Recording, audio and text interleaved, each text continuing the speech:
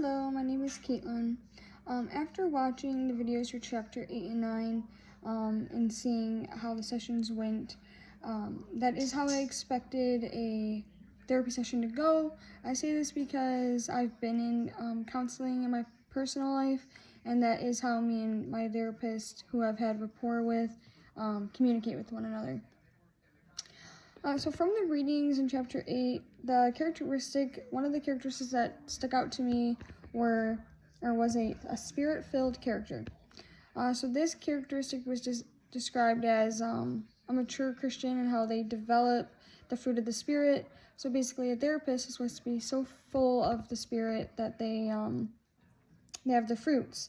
And the fruits are love, joy, and peace. When considering theoretical orientation, I did find a scholarly article titled Selecting a Theoretical Orientation, a Constructive Grounded Theory Study with Counselors in Training, published by ProQuest. So this article goes on to explain that when a therapist decides on a theoretical orientation, it all depends on their values, education, and clinical experience. And I definitely see how that could be true. One way that I do see theoretical orientation and how it can be implied through our text is in chapter 8 it talks about how Christ is the perfect example for Christian counselors.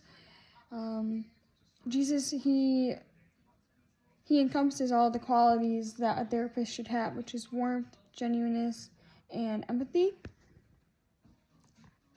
So the counselor in the chapter 9 video is the counselor who I would see being a good fit for me as a client, and a type of counselor that I would want to be.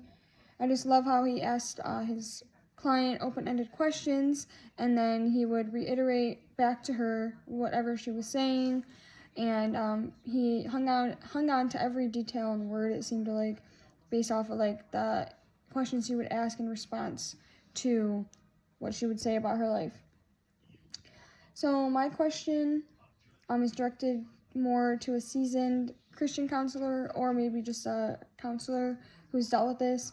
But how do you cope with and not take it personally when you lose a client first?